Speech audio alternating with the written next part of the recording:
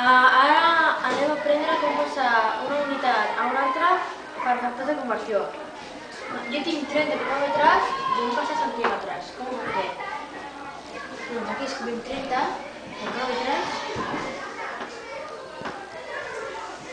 multiplicat, escrivim els micròmetres, centímetres.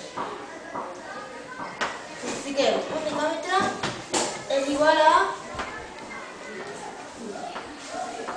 1000 centímetres, no?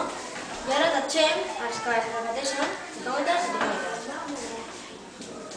I ara, l'única unitat que ens queda és centímetres, no? Doncs fem 30 micròmetres multiplicat per 1000. No? I és igual a